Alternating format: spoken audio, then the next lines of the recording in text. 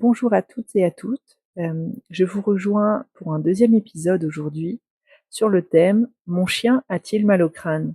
Cette question, que je ne m'étais jamais posée avant mon cursus en ostéo, s'est révélée être oui. Mon animal peut avoir mal au crâne. Alors, les symptômes sont variés. L'animal peut être irritable avec ses congénères, peut être plus stressé ou plus sensible qu'à l'accoutumée. Il peut aussi refuser d'être touché sur la tête ou encore de passer son harnais. Il y a également des moments où il peut y avoir des démangeaisons en arrière des oreilles alors qu'il n'y a pas d'otite. Il peut se secouer la tête, être plus apathique, avoir la tête basse, sembler un peu fatigué.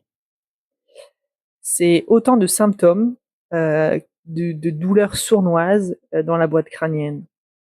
Alors je voulais vous expliquer un peu, via l'ostéo, comment comprendre ces symptômes.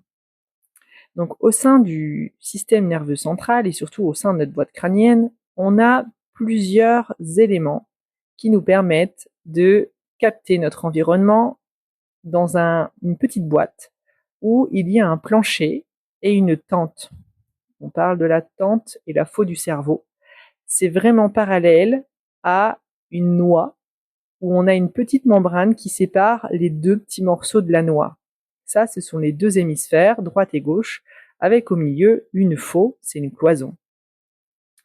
En ostéo, on parle de membrane de tension réciproque. En gros, c'est une sorte de grosse tension, une sorte de tente avec un plancher où se répercutent les tensions du crâne. Alors au sein de ces structures, on a la glande pinéale.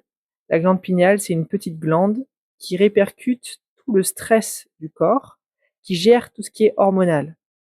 Et on a le système limbique qui, lui, correspond à tout ce qui est neurologique, qui va aller trier les informations et l'intensité des émotions en fonction des peurs et analyser est-ce que cette peur est grave ou pas, est-ce que j'ai déjà vécu ou pas. On a l'hippocampe, l'amygdale, le cortex préfrontal, tout ça, c'est le système limbique.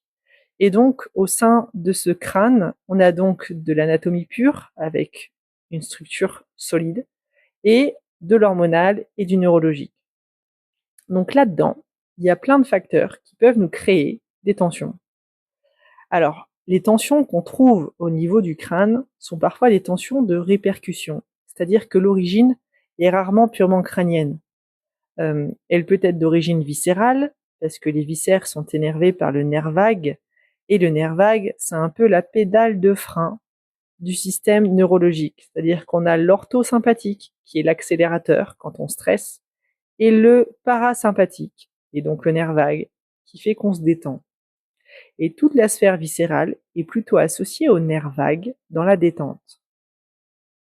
Donc, un stress, souvent a des répercussions sur d'origine viscérale, et tout ça va être transmis au système nerveux central via la moelle épinière, au niveau du crâne. Donc, on peut avoir des tensions crâniennes associées à un stress inflammatoire d'origine viscérale, et donc causer une tension dans le crâne. Petit aparté, avec les douleurs quand on a trop bu, de crâne associées à des tensions dans le foie et dans l'estomac. On a également de nombreuses fois, lors d'inflammation chronique de l'intestin, des signes de dépression. On a un gros lien entre le système nerveux central et, on parle de deuxième cerveau, le gros intestin. Le rôle du microbiote est non négligeable et on a également un gros lien avec la peau pour tout le système nerveux central. Donc, on revient aux tensions crâniennes. Donc, il y a d'autres causes de ces tensions crâniennes. Il y a bien sûr les traumatismes. C'est très intéressant. Chez les bébés humains, on estime qu'il y a énormément de torsions. On parle de torsion de symphyse phénobasilaire, mais de torsion de ce plancher du crâne à la naissance, même lors de mise bas normale. Donc, important de regarder les animaux après leur naissance, si possible avant l'âge d'1 an, et lors de leur croissance. D'autres causes peuvent être observées, notamment chez les races brachycéphales. On parle de races qui ont le nez écrasé, ou comme les chihuahuas, où en fait leur boîte crânienne est limitée et on a donc des tensions de conformation. Ensuite, on a d'autres causes plus rares, telles que des colliers, qui peuvent bloquer la circulation énergétique entre le crâne et le corps. En médecine chinoise, moi j'ai souvent observé, au niveau du cou, on parle de fenêtres du ciel, c'est un peu des points robinets qui nous permettent de libérer les tensions crâniennes au niveau du corps.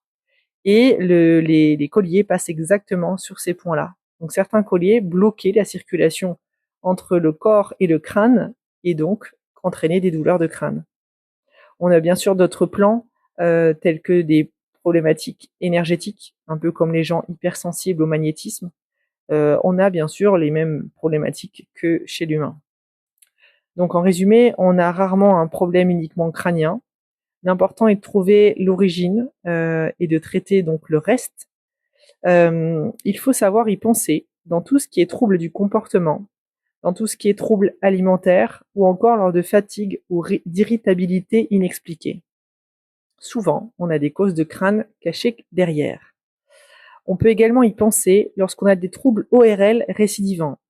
Par exemple, des tensions des temporaux, donc des blocages au niveau des os crâniens lors d'otite, ou encore lors de coryza chronique chez le chat, où on a les sinus qui peuvent être complètement bloqués et qui entraînent une chronicité par leur stagnation de circulation.